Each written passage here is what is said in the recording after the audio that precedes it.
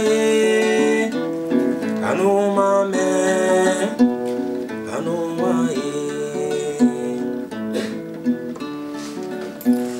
anomaye, anomame,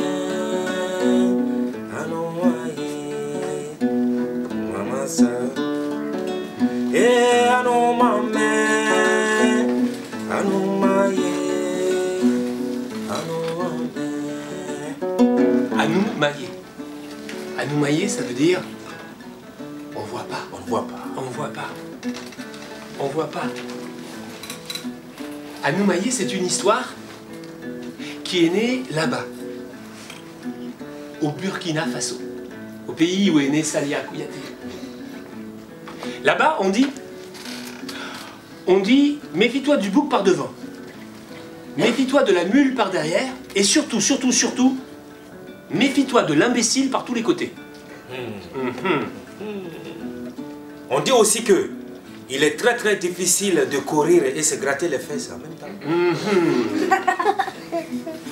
On dit que si l'éléphant il avale des noix de coco, c'est qu'il fait confiance à son anus.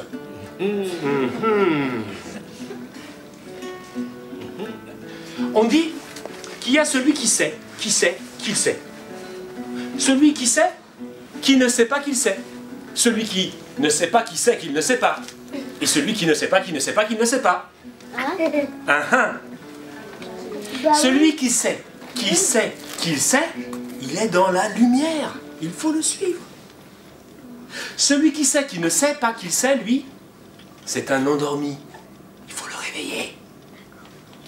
Celui qui ne sait pas qui sait qu'il ne sait pas, lui, c'est un savant. Il faut le laisser chercher.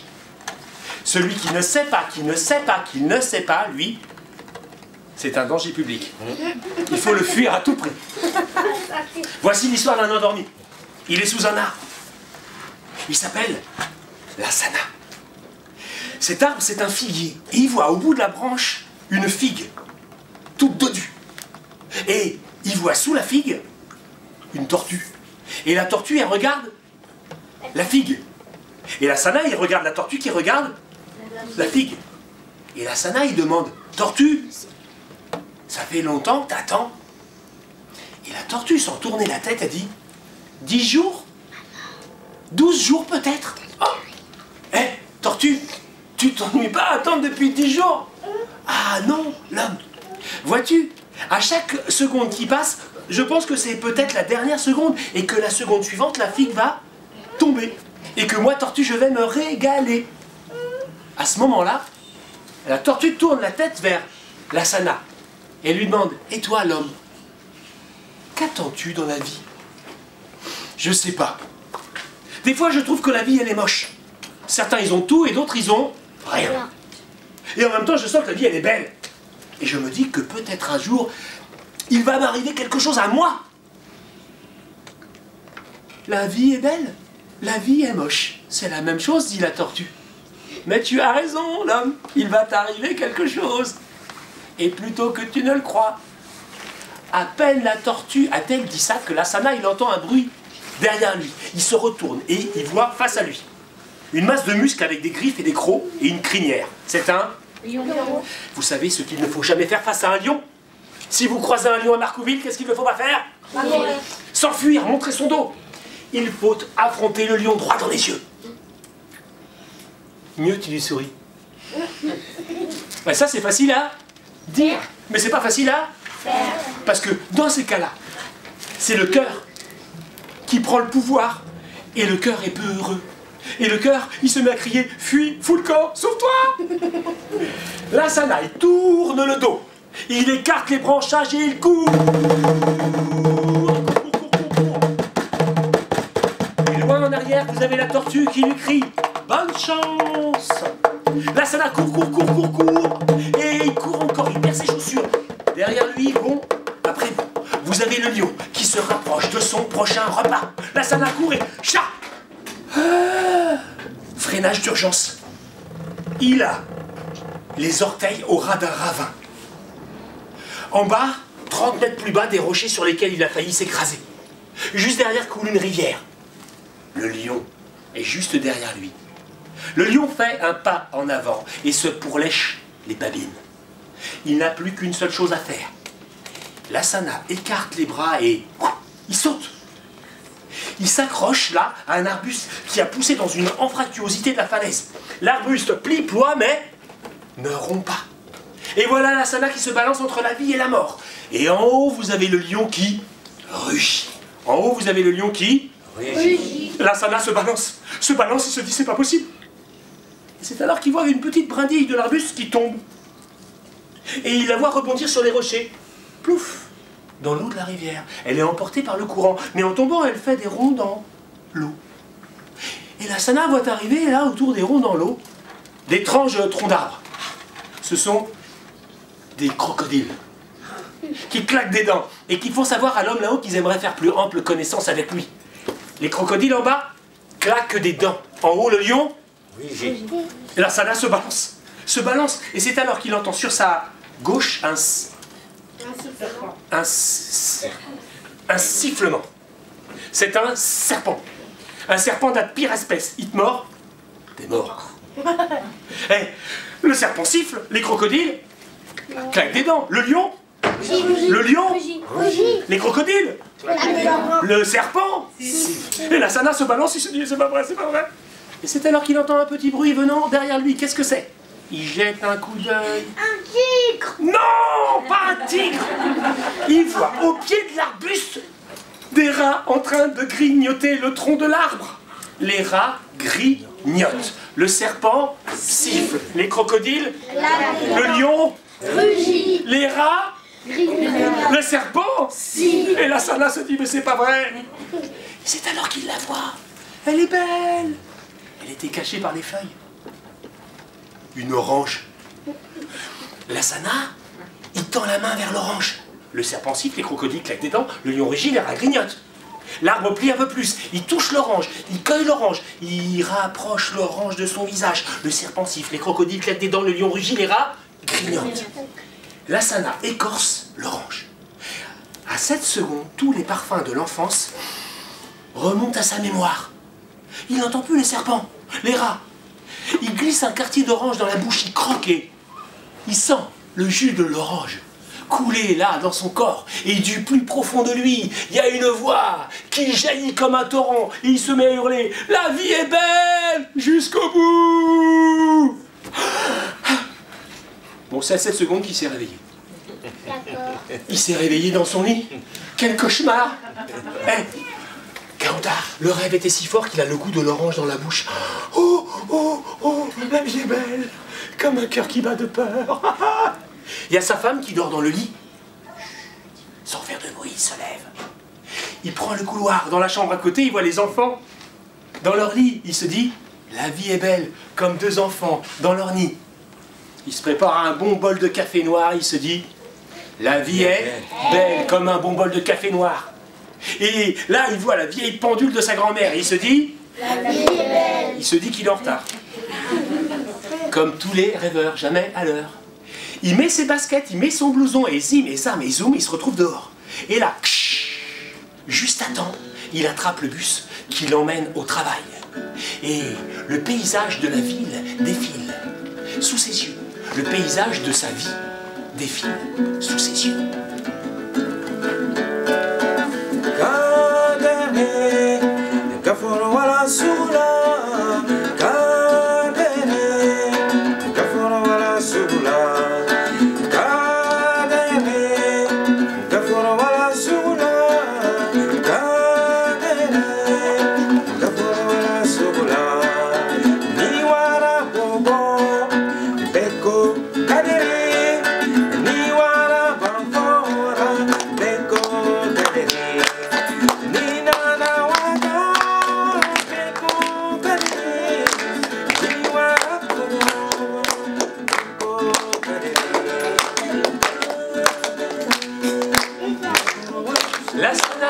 Se rappelle, là-bas, quand il était petit, il adorait jouer au foot.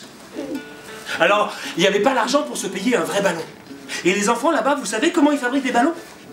Ils prennent des vieux morceaux de tissu, ils en font des boules, et ils mettent du scotch tout autour, et ils tapent dedans. Et Lassana, poste préféré, c'est dans les buts. Il faut voir, hein. C'est un champion. Il arrête tous les ballons, il plonge. C'est le meilleur. Et un jour, dans le village, là-bas, il y a un autocar qui est arrivé. Climatisé. Chut. Attends, je suis dans l'histoire, bonhomme. Je suis dans l'histoire. Je m'appelle Aaron. Aaron. Il y a un autocar qui s'est arrêté dans le village. Et là, il y a les touristes qui sont arrivés. Vous savez comment ils font les touristes quand ils sortent? Ils font... clac. Oui, ils font claquent des dents comme le crocodile. Mais ils claquent pas des dents, ils font l'appareil photo. Ils prennent tout en photo. Les femmes, les enfants. Et il y a un des hommes qui voit Lassana, qui plonge, qui arrête tous les ballons. Et l'homme se dit, celui-là, c'est un bon. Et l'homme, il va voir la famille de Lassana. Et il dit, eh bien écoutez-moi, moi votre fils, je vais l'emmener en France. Il jouera dans un grand club, il gagnera beaucoup d'argent. Ça se passe comme ça. C'était une chance, Lassana. Il a dit oui. Les parents, ils ont fait les papiers, et Lassana, il s'est retrouvé dans un club en France. Tout ce que je vous raconte, c'est vrai. Sauf que, quand on lui a donné les gants, sa tenue, à l'entraînement, ça allait. Mais le jour du match, il avait tellement peur, qu'il ratait tous les ballons. C'était une vraie passoire. Bah oui. Et puis 2 matchs et 3 matchs comme ça, et l'entraîneur lui a dit, Lassana, écoute, à l'entraînement, t'es le meilleur, mais en match, t'es le plus mauvais. T'as plus ta place dans l'équipe. Ah oui. Alors Lassana, il s'est retrouvé dehors. Et Lassana, eh bien, il a dû aller travailler. Et c'est pour ça que ce matin-là, il descend du bus. Et il arrive sur le chantier. Et là, il y a le chef, le contremaître, qui lui dit, Lassana, tu vas prendre la pioche et la pelle. Tu vas creuser la tranchée, là, tu vois? Et surtout, tu fais attention, parce que à droite, il y a une conduite de gaz, et à gauche, il y a une conduite d'eau. T'as compris? Oui, patron. Lassana, il prend la pioche et il frappe. Il frappe.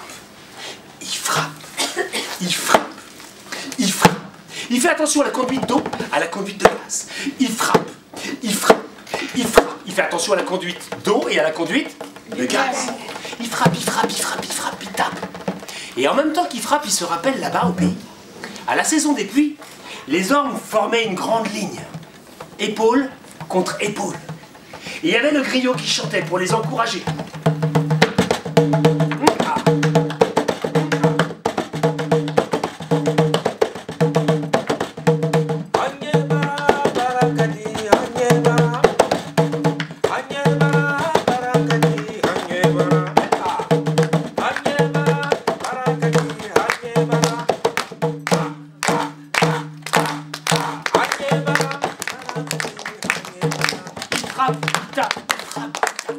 Il fait attention à la conduite d'eau et à la conduite de gaz. Et à un moment, la pioche, tac, heurte un caillou, un petit caillou noir, pointu. Le caillou sous le cou, pas vient heurter le front de Lassana. Lassana perd le contrôle de la pioche qui s'enfonce dans la conduite De gaz. Non, D'eau. bah sinon il serait mort, d'eau. Et vous avez l'eau qui jaillit comme ça, comme un geyser. Et qui retombe sur Lassana, et le sang coule sur son visage et se mélange à l'eau. Et le chef, il vient et dit, mais qu'est-ce que t'as fait, Lassana? C'est pas possible, je t'avais dit de faire attention.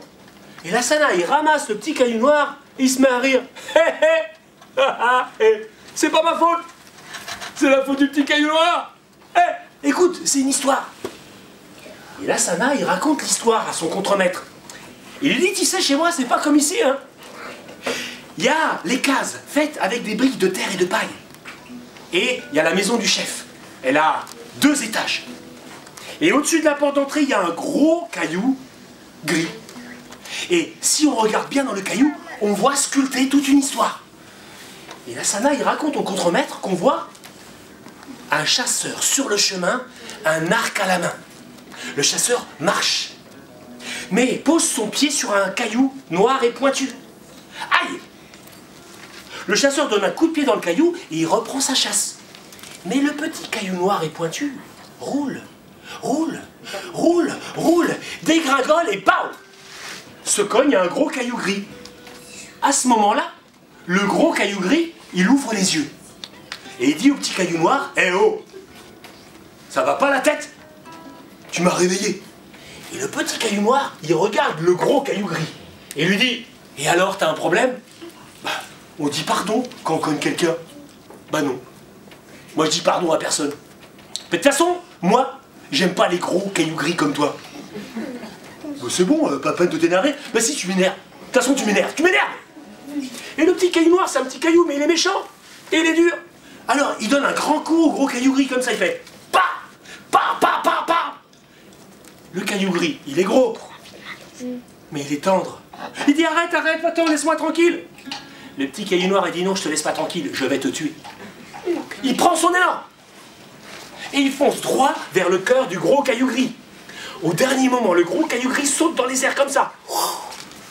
Le petit caillou noir rate le gros caillou gris et plouf, tombe dans l'eau de la rivière. Il est emporté par le courant.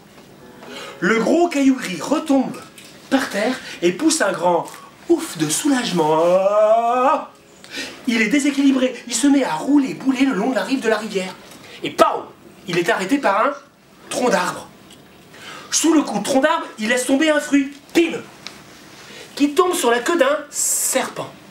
Le serpent de douleur mord la patte d'un crapaud qui crache dans les yeux d'un éléphant.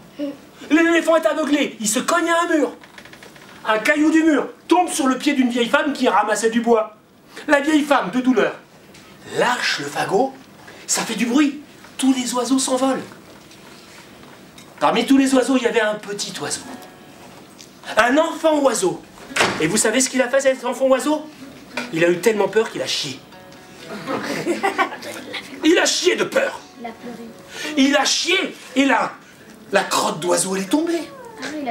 Elle n'est pas tombée sur une feuille. Elle est tombée dans l'œil du chasseur. Ah! Au moment pile où il visait un singe, il lâche sa flèche. Et la flèche rate sa cible et s'enfonce dans le cœur d'un oiseau que là-bas on appelle le calao. L'oiseau sacré. Et vous avez la flèche plantée dans le cœur du calao. Et il y a une goutte de sang qui sort et qui ploque par terre. Puis ploqué. Bientôt c'est un filet de sang. Et bientôt c'est un ruisseau de sang. Et bientôt c'est une rivière de sang. Et bientôt c'est un fleuve de sang qui emporte tout sur son passage. Sur le passage du fleuve de sang, il y avait les deux enfants du roi. Ils étaient en train de jouer. Ils ont été emportés, on n'a rien pu faire. On apporte la terrible nouvelle au roi. On lui dit, roi, tes deux enfants ont été emportés par un fleuve de sang. Le roi, suivi de tous les gens du village, eh bien, arrive jusqu'à l'arbre. Il voit le sang qui jaillit du tronc. Un chasseur monte, arrache la flèche. Le sang s'arrête de couler. Le chasseur donne la flèche au roi. Et le roi demande, à qui appartient cette flèche? Le chasseur dit, c'est à moi. Par ta faute. Un fleuve de sang est sorti du cœur du calao et a emporté mes deux enfants. Qu'as-tu à répondre à ça? Et le chasseur répond, c'est pas ma faute, roi. C'est pas ma faute. C'est la faute d'un petit oiseau qui m'a chié dans l'œil. Ah bon? Alors on a convoqué le petit oiseau et on lui dit, hé, toi, pourquoi t'as chié dans l'œil du chasseur? Et vous savez ce que le petit oiseau a répondu? C'est pas ma faute, c'est pas ma faute. C'est pas ma faute. Moi, j'ai chié parce que j'ai eu peur. La vieille femme, elle a laissé tomber son fagot. J'ai eu tellement peur que j'ai fait caca. On a fait venir la vieille femme. Et elle, vous savez ce qu'elle a répondu? Je sais pas. C'est pas ma faute. C'est pas ma faute. C'est pas drôle. C'est pas ma faute à moi. Moi, j'ai ramassé du bois. Un éléphant a fait tomber un caillou. Alors on a interrogé l'éléphant. Et vous savez ce qu'il a répondu, l'éléphant? C'est pas ma faute. C'est pas ma faute. Moi, j'étais tranquille, un crapaud me crache dans les yeux. On fait venir le crapaud. Vous savez ce qu'a répondu le crapaud? C'est pas ma faute. Alors, non, le crapaud, toujours avant de répondre, il fait quoi? Quoi? Oh, c'est pas ma Faute. C'est la faute du Serpent. qui m'a mordu la patte. On interroge le serpent et le serpent, il dit... C'est pas ma faute. C'est pas ma faute. C'est la faute de l'arbre. Il a laissé tomber un fruit sur moi. Alors on a encerclé l'arbre. Il ne pouvait plus se sauver. Et là on lui dit, arbre, par ta faute. Le serpent a mordu la patte du...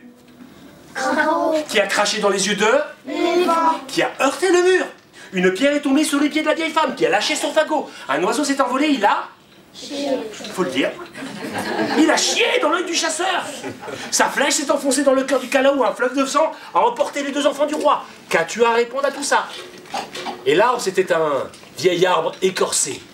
Et il a répondu, c'est pas ma faute, c'est pas ma faute. C'est pas ma faute. C'est la faute du gros caillou gris qui est là.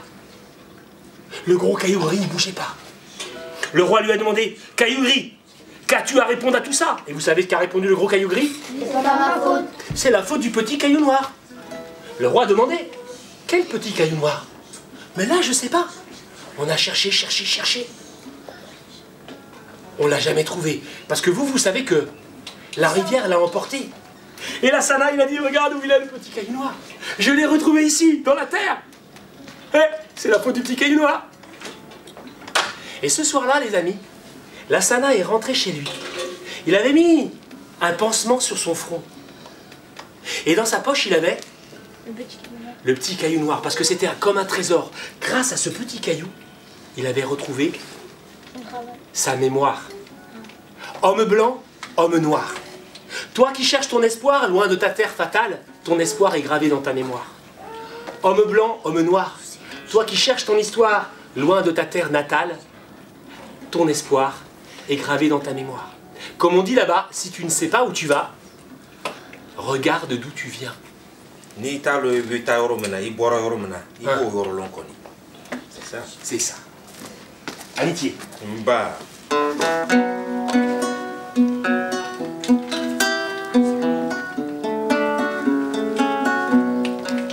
Vous pouvez chanter avec moi. Hein?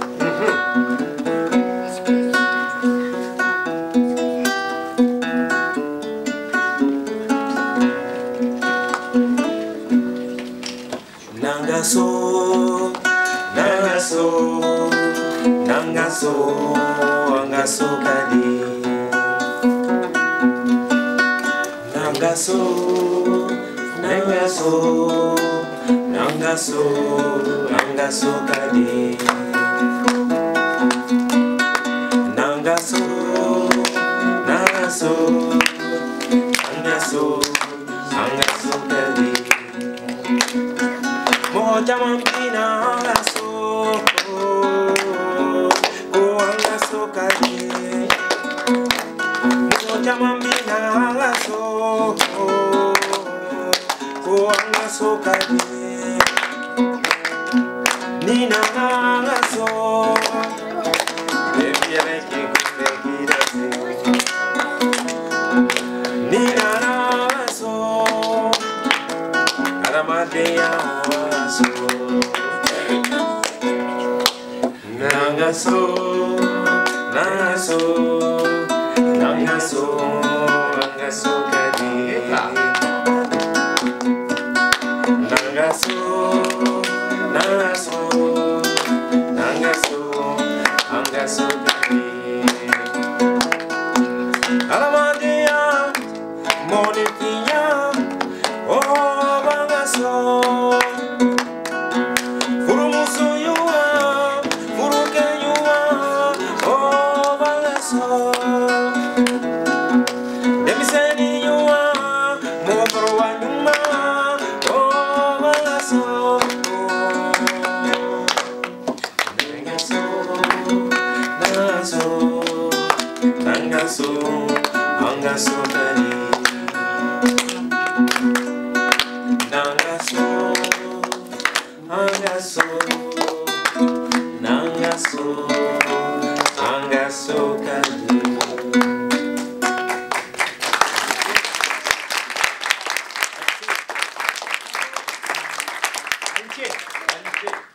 Alors vous savez, la première fois que j'étais au Burkina Faso, pays de Sania Kouyaté, je suis arrivé à l'aéroport de Ouagadougou, la capitale.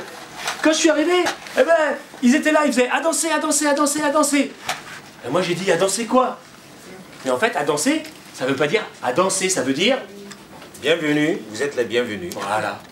Et puis là, c'est pareil, on me disait amitié, amitié. Je disais amitié. Ils m'ont dit non, ça veut dire merci, ça veut dire gentil, ça veut dire merci, ça veut dire gentil, ça veut dire merci. Merci. Et puis par exemple, quand on te dit bonjour le matin, c'est Anis Roma. Quand on te dit bonjour le midi, Anikle. l'après-midi, Anoula. et le soir, Anisou. Et par exemple, quand tu rencontres quelqu'un, tu lui dis tiens, comment ça va? Somro be di somo ka kana I musodo e dogone I chaga kene e dendo e dara ko la I be fo anana kwambia wo be fo I chedo min frula doni man min bi o be ka kene ke. On n'a pas le temps pour les salutations. Les salutations, c'est long, on demande des nouvelles de tout le monde. Non, parce que nous, on part. On doit quitter Ouagadougou. On va aller à Bobo Dioulasso. On va prendre l'autocar à Noumaillé. Vous êtes prêts? Tout le monde rentre? Nombre de places élastique. Chauffeur? Moteur? Ça roule? Ça roule. Ça roule doucement. Hein. Parce que pour quitter Ouaga, c'est encombré partout, ça klaxonne. Et enfin, on arrive sur le bitume. La grande route. Alors, hein, il y a des trous un peu partout. On voit des camions retourner sur les côtés. Il y a les ânes, les vélos. T'as peur de tous les côtés. Alors, pour pas que les gens aient peur, il y a toujours un qui se lève et qui fait « Hey !» Tout le monde a dit « Ah !» Alors, quand c'est comme ça, tout le monde doit dire « Ah !» Tout le monde a dit « Ah !» Tout le monde a dit « Nous !» Tout le monde a dit « Ma !» Tout le monde a dit « Yeah !» Tout ça forme le mot Anoumaye, Anoumaye, Anoumaye, Anoumaye, Anoumaye. Et ça continue. Tout le monde a dit J. Tout le monde a dit Brille. Tout ça forme le mot Jibril. Anoumaye, Anoumaye, Anoumaye, Anoumaye, Anoumaye. Tout le monde a dit loup, loup. Tout le monde a dit gna, gna. Tout ça forme le mot lougna. Anoumaye, lougna. Imaginez le voyage. Pendant 5 heures, on a fait tous les prénoms. 2 fois, 3 fois. À la fin, on est épuisé, on est comme ça.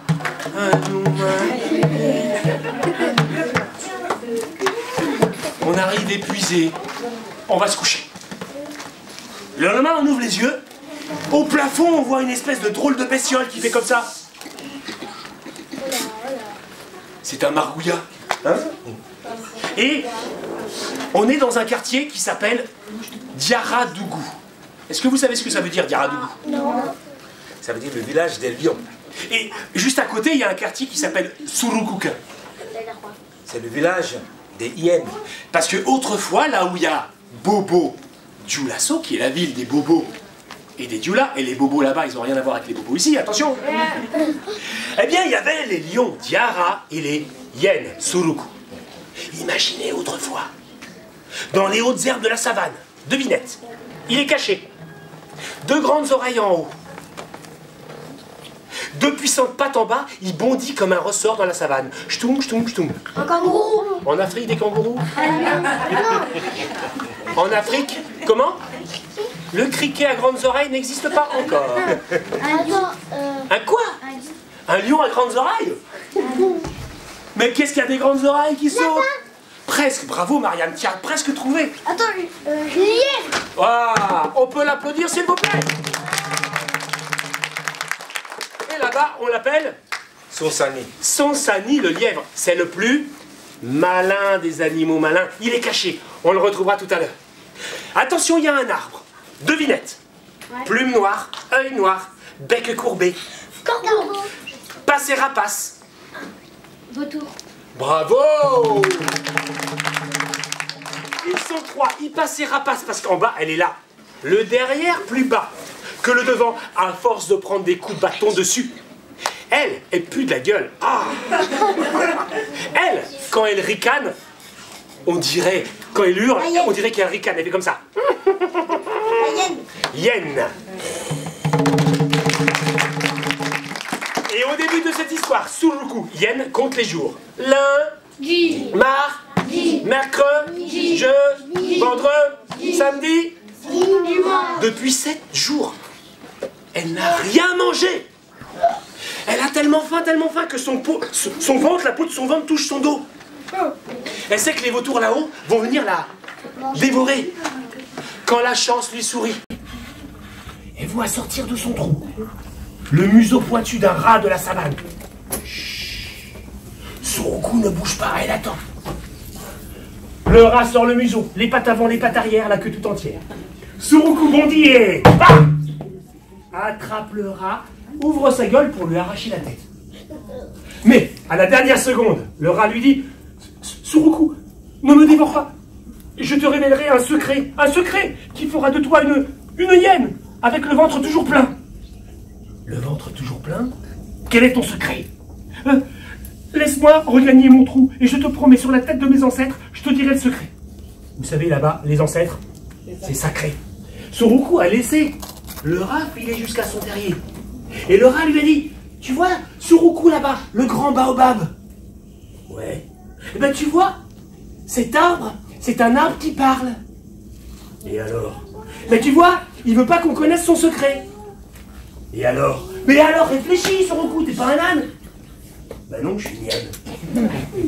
Il te suffit de faire venir un animal que tu veux manger, par exemple un zèbre. Et tu lui fais dire bonjour arbre qui parle. Et l'arbre va le tu et toi tu vas le. Et voilà Suruku qui file dans la savane en se disant moi qui ai toujours rêvé de manger. Moi qui ai toujours rêvé de manger. Non, mieux que ça. Ouais. L'autre là qui se prend pour le roi. Les rois ne mangent que des bonnes choses. Bouffer du lion, ça doit être bon. Et voilà Suruku qui file voir Diarra. Le lion. Il est là, il fait sa sieste, entouré de ses lionceaux, de ses lionnes. Et Suruku lui dit bonjour Diarra. Moi qui ai toujours rêvé d'avoir un lion pour ami. Et quoi de mieux pour être ami que de partager un secret. Et je connais un secret qui fera de toi le roi des rois de la savane. Je connais un arbre qui parle. Je vais te présenter, viens avec moi. Diarra se lève et suit Suruku. En chemin, lui dit surtout, il faudra être très poli avec l'arbre, sinon il ne te répondra pas. Il faudra bien que tu lui dises bonjour arbre qui... Et les voilà qui filent jusqu'au baobab. Ils s'arrêtent. Et Diarra le lion rugit. Bonjour, arbre qui parle. Eh, le rat n'a pas menti, hein. L'arbre parle. Et répond à Diarra. Bonjour Diarra, lion d'Afrique. Et avec une de ses branches, tiens, je vais vous apprendre à tuer un lion, allez-y. Tendez la main. Ça fait jamais mal de tendre la main. Placez votre poing dans la main. Armez le poing.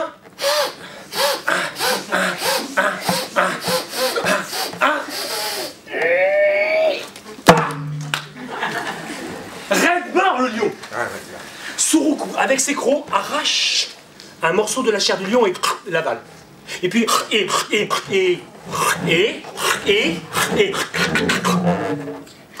en 3 jours et 3 nuits, elle a dévoré le lion. Il reste des petits morceaux de peau et de chair qui flottent sur la carcasse du lion. Et les vautours, flop, flop, flop, viennent terminer les restes. Bon, Suruku, elle vient de dévorer un lion. Lumna, d'après toi, est-ce qu'elle a encore faim? Oui. Oui, parce que Suruku, même quand elle n'a pas faim, elle a faim. C'est un ventre sur pattes. Elle marche et elle se dit, moi qui ai toujours rêvé de manger. Ah ouais, l'autre là, tu sais l'autre là, qui se prend pour le plus fort. Le tigre. Mais non, l'autre là. Ben ouais, avec sa trompe. Un éléphant, ça doit être bon, hein. Ouais. Et voilà Suruku qui file jusqu'au marigot, le point d'eau. Tous les soirs, les animaux sont là. Les éléphants, ils se roulent dans la poussière, ils s'aspergent d'eau. Et elle va voir le plus grand des éléphants. Elle dit, ah bonjour mon ami, moi qui ai toujours rêvé d'avoir un éléphant pour ami, je connais un secret qui fera de toi l'éléphant le plus sage des éléphants sages d'Afrique. Je connais un arbre qui parle. L'éléphant regarde Suruku et lui dit, un arbre, ça cause pas. Si tu te moques de moi, je t'écrabouille sous ma patte. Non, non, je te promets que c'est vrai, suis-moi. D'accord. Et l'éléphant suit Suruku. Et bien sûr, en chemin, elle lui dit, surtout, il faudrait être très poli avec l'arbre, sinon, il ne te répondra pas. Il faudra bien que tu lui dises, bonjour, arbre qui parle. Et les voilà qui arrivent jusqu'au grand baobab. Et l'éléphant Barry, bonjour, arbre qui parle. Bonjour, éléphant d'Afrique. C'est à vous. Avec la plus grosse de ses branches.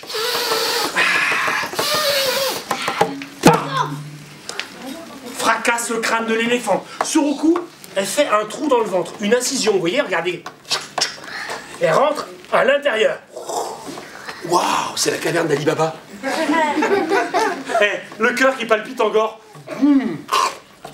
le foie gorgé de sang, l'estomac. Allez-y, il y en a pour tout le monde.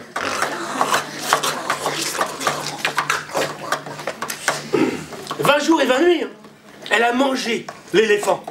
À la fin, il y a les morceaux de peau et de chair qui flottent sur le squelette. Et les vautours, flop, flop, flop, viennent terminer les restes.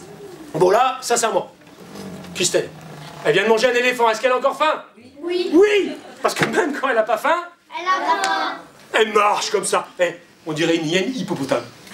Il y a son ventre qui frotte par terre. Et elle se dit, moi qui ai toujours rêvé de manger. Et c'est alors qu'elle voit... Tup, tup, tup, tup, tup. Un zèbre. Non, l'autre avec ses deux grandes oreilles. Un girafe. Mais non, il était là au début de l'histoire. Le lièvre. Sansani. Oh, bonjour Sansani. Moi qui ai toujours rêvé d'avoir un lièvre pour ami. Quoi de mieux pour être ami que de partager un secret? Et je connais un secret qui fera de toi le lièvre le plus malin des lièvres malins d'Afrique. Un secret, c'est super, il est où? Suis-moi, je vais te présenter à mon ami l'arbre qui parle. Surtout, il faudra être très poli, hein. Il faudra bien que tu lui dises bonjour arbre qui parle. Oh bah tu sais, moi je dis bonjour à tout le monde, t'as vu, je te dis bonjour, bonjour, bonjour, bonjour les girafes. Bonjour les gazelles, ça va? Oui. On y va. Et donc, Suruku devant, Sansani suit. Ils arrivent jusqu'au baobab. Et Sansani glapit, bonjour arbre qui parle. Ah non, non, non. C'est Sansani le lièvre. Il dit, bonjour arbre qui chante. Ouais, qui chante. Qui chante, qui chante. Et oh, ça va pas la tête. Et Sansani, je t'ai pas dit ça. Ah ouais, je me suis trompé. Je me rappelle plus. Ah oui, je me rappelle. Il faut dire bonjour arbre qui... Arbre qui... Ah bah, arbre qui danse. Qui danse, qui danse. Ouais. Mais non, c'est pas ça. Arbre qui vole. Mais non. Arbre qui nage. Mais non. Arbre qui fait pipi. Mais non. Arbre qui pète. Mais non. Bah, c'est quand même pas arbre qui fait caca, quoi. Mais il faut dire bonjour arbre qui parle. Eh, l'arbre répond. Bonjour Suruku, Yen, je t'attendais. Oh là là. Il s'est fait Oh avoir. là là. Il s'est fait avoir. Et... bam. Elle a explosé. On va le faire au ralenti, c'est très joli, regardez. Il y avait des morceaux partout qui sont retombés en pluie. L'œil droit de Suruku, boum, a atterri 3 km plus loin. C'est une colonie de fourmis rouges qui l'a dévoré. Et il faut bien que tout le monde mange. Hein. L'œil gauche de Suruku, fou, a été propulsé au-dessus de la Terre. Il a échappé à la force d'attraction terrestre. Et depuis ce jour, il tourne autour de la Terre. C'est devenu un satellite. D'ailleurs, vous regarderez dans le ciel. Des fois, vous voyez un petit point rouge qui passe. C'est l'œil de Suruku. Eh oui, Mariam, c'est scientifique. Et le vent de la savane, il était là. Il a suivi Sansani. Et Sansani, il a regagné son terrier. Et comme l'histoire, elle était bonne, il l'a raconté à ses petits qui ont beaucoup ri. Surtout quand il a dit « Bonjour, arbre qui pète. Bonjour, arbre qui fait pipi !» Et le vent, qui est curieux, il a aspiré l'histoire comme ça, et il est venu jusqu'ici avec vous aujourd'hui pour vous la raconter à Marcouville.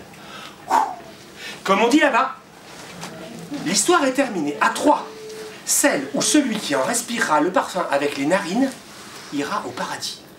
1, 2, 3.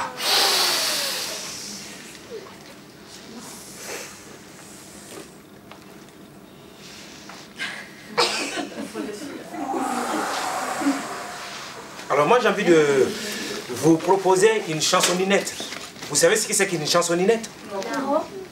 Vous savez ce que c'est qu'une chansonnette? Oui. C'est une petite chanson. Alors la chanson que moi je vous propose, c'est une chansonninette. C'est une toute petite chanson. D'accord? Vous répétez juste après moi. On est prêt? Oui.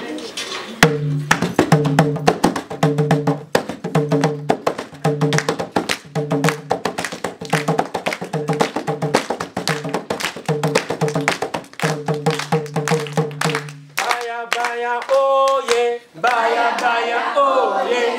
Pili, pili, oh yeah. Pili, pili, oh yeah. Baya, oh yeah. Baya, oh yeah. Pili, pili, oh yeah. Pili, pili, oh yeah.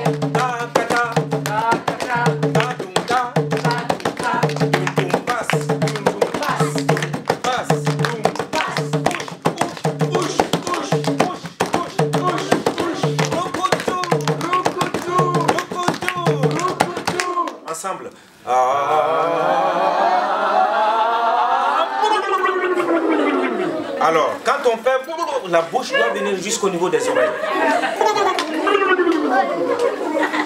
Ah, ils chantent bien. Ils sont bien, ils sont très très bien.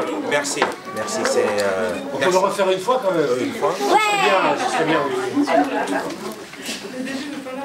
Baya, baya, oh yeah. Baya, baya, oh yeah. Bili, bili, oh yeah. Bili, bili, oh yeah. Ta, ta, ta. Ta, ta, ta. Ta, tum, ta. Ta, tum, ta. Tum, pass. Tum, pass. Tum, pass. Tum, pass. Push, push, push, push, push, push, push, push. Rukutum, rukutum, rukutum.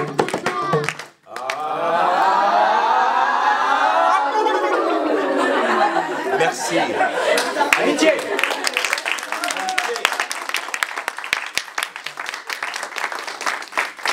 Alors le voyage, pour s'arrêter, il nous reste une dernière histoire à partager.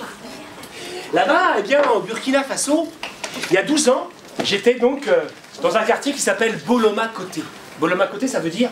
Je n'ai pas le choix. Ça veut dire que c'est ceux qui n'ont pas le choix qui vivent là-bas. Ce sont les pauvres. Et donc j'avais été dans ce quartier chez un tailleur, vous savez? Celui qui fabrique les vêtements. Je rentre, donc comme c'était le soir, je dis... Bonjour. Anissou. Ah. Et le tailleur, il travaillait sous son ampoule. Et là, il y avait la femme du tailleur. Et la femme du tailleur, elle était enceinte. Elle était par terre, elle avait les jambes posées par terre. Et il y avait un canapé à côté. Alors moi je dis, madame, madame, ne restez pas par terre. Installez-vous dans le canapé. Et la femme, elle fait, non, non, non, je suis mieux par terre. Dans le canapé, je peux pas me relever, je suis pas bien. Et là, je lui demande, c'est pour quand? Elle me dit, ça fait 9 mois. Et l'enfant n'est pas là, c'est un petit feignant. Et à ce moment-là, son mari qui travaillait me dit, il n'y a rien de plus beau que de porter un enfant, mais il n'y a rien de plus difficile que de donner la vie. Alors je lui dis, c'est une belle parole.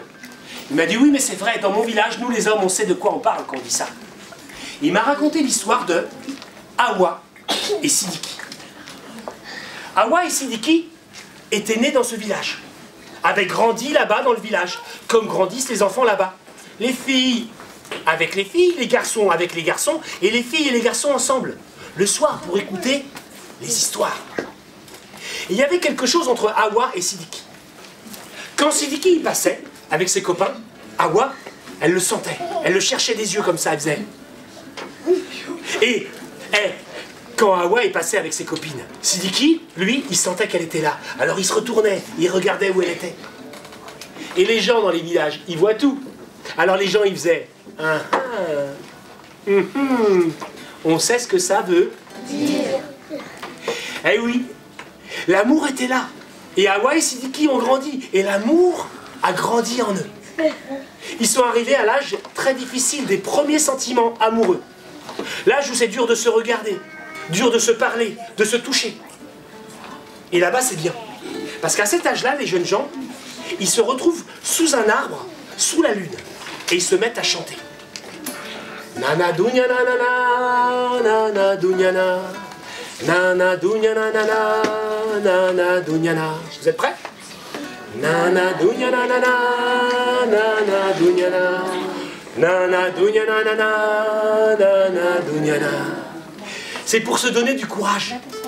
Et là, lorsque un ou une a le courage, eh bien, elle fait un pas en avant. Et c'est Hawa qui a fait un pas en avant et qui s'est mise à chanter.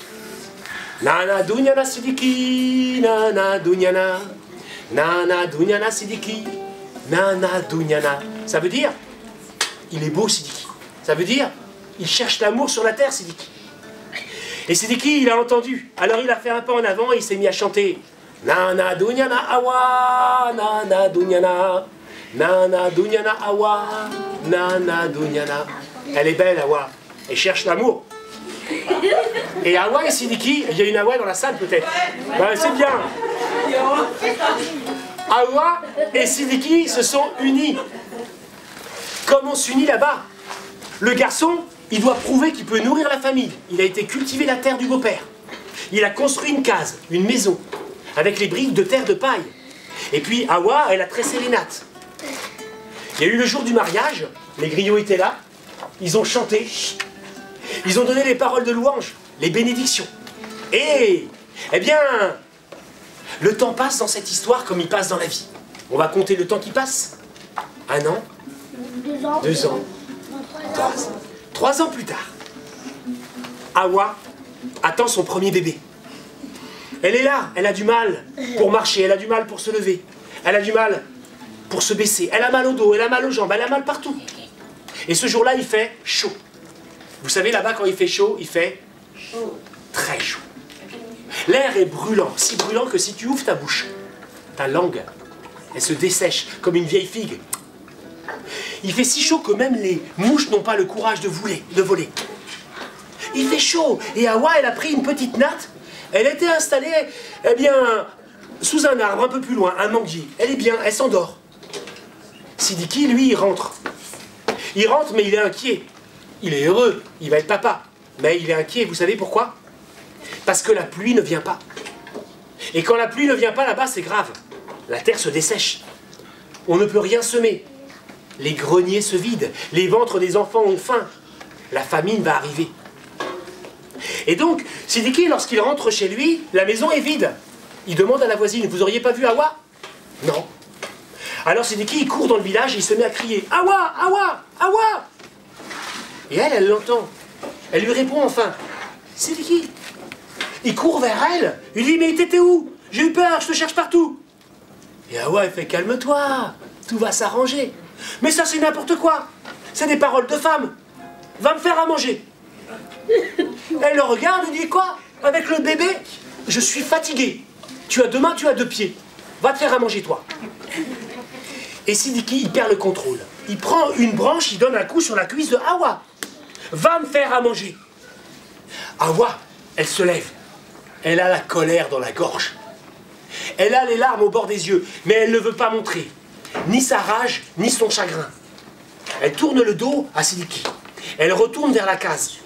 Sidiki, il la suit en tenant le bâton. Elle rentre, et comme les femmes font là-bas, elles écrasent les grains avec une pierre ronde sur une pierre plate. Et elles chantent. Je suis Hawa et je pleure, je suis Hawa et je pleure, parce que Sidiki m'a frappé au lieu de frapper sa peur. Sidiki lui dit, mais arrête, tais-toi, les voisins vont entendre. Je suis Hawa et je pleure, parce que Sidiki m'a frappé au lieu de frapper sa peur. Arrête. Sidiki, il lève le bâton. Hawa, elle se retrouve, elle attrape le poignet. Sidiki lève l'autre main, elle attrape l'autre poignet. Ils luttent face à face. Le ventre de Hawa au milieu. Hawa, elle est forte. Elle repousse Sidiki. Elle regarde Sidiki. Sidiki, il ouvre la main. Le bâton tombe. Et il regarde Hawa. Hawa n'a plus le bébé. Elle est toute plate. Elle n'a plus rien. Et elle regarde Sidiki. Et Sidiki se retrouve enceinte à la place de sa femme. Ah! Hawa! Hawa! Qu'est-ce qui m'arrive, Hawa? Hawa! Hawa! Et Hawa lui répond, voilà ce qui t'arrive.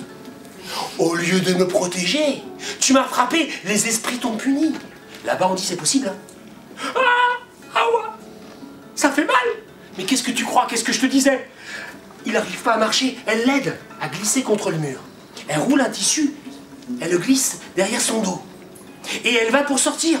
Sidiki lui fait, Hawa, t'en vas pas, j'ai peur. Je reviens, je vais chercher ceux qui savent. Elle part. Vous savez ceux qui savent? Ce sont les vieux.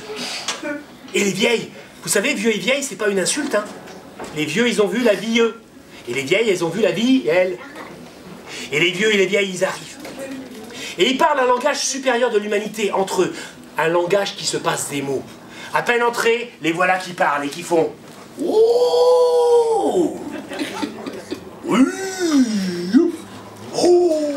Oh.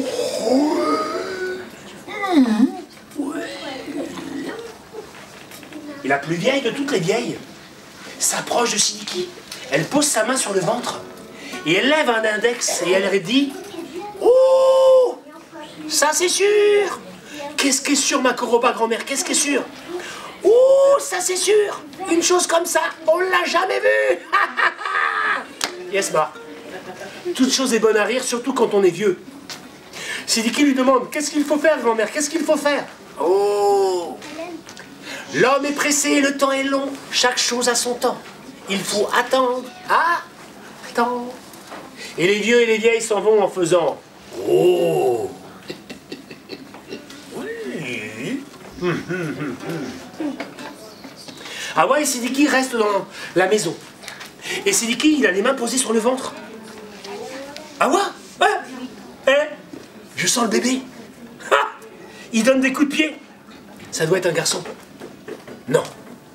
Non, dit Awa, ça doit être une fille qui est en colère contre son père pour ce qu'il a fait et ce qu'il a dit. Et Sidiki trouve le courage de demander pardon à sa femme.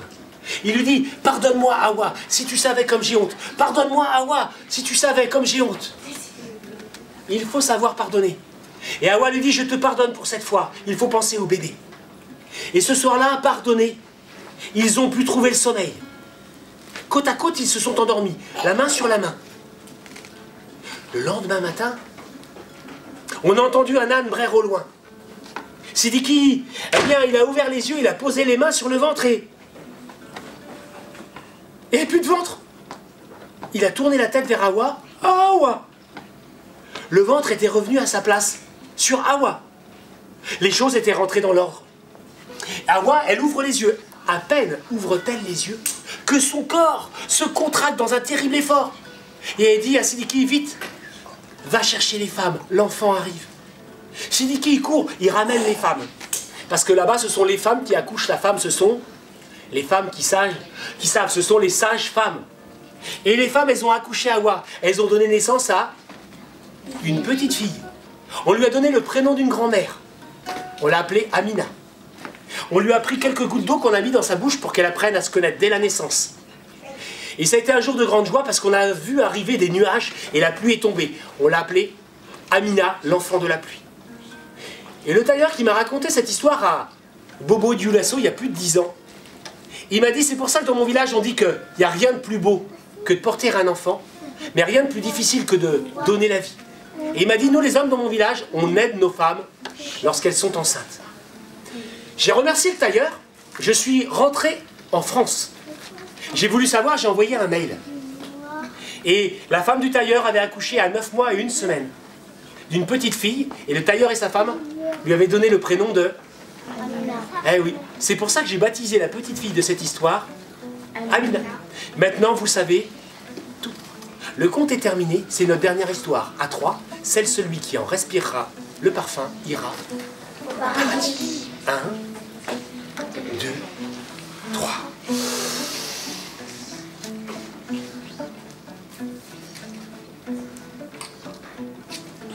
Faut tenir 8 minutes. 8 minutes. Bah vas-y, 8 minutes. Allez, plaisir. Je vais bientôt mourir. Amitié, merci. Amitié. Amitié. On va pouvoir danser maintenant. Hein. Eh ben.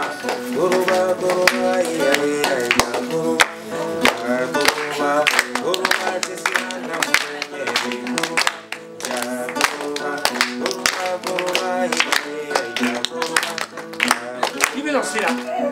Eh, tu veux? Les hommes ils dansent là-bas. Les vrais hommes. Allez, allez. Voilà. Eh ben.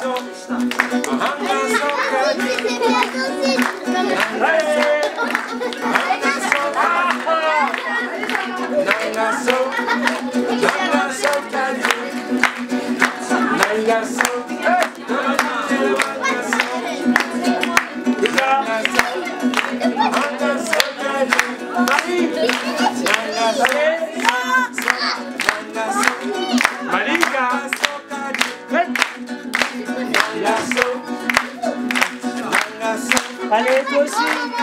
Merci.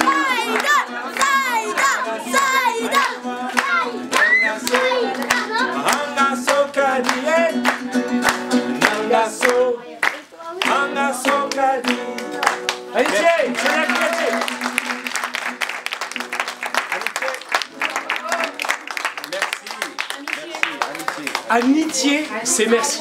Alors je voudrais remercier Emma Chibi, je voudrais remercier Caroline, je voudrais vous remercier. Alors, c'est vrai qu'il y a un grand rendez-vous. On prépare un spectacle le 15 juin, tous ensemble. Il y aura les enfants et les adultes. Ça se passera dans la salle en haut. Et d'ici là, on se retrouvera le 25 mai pour ceux qui ont envie d'écouter des contes. Je raconterai sur des tapis à l'extérieur. Ce sera un petit rendez-vous qu'on se donnera. Voilà, vous pouvez vous applaudir encore.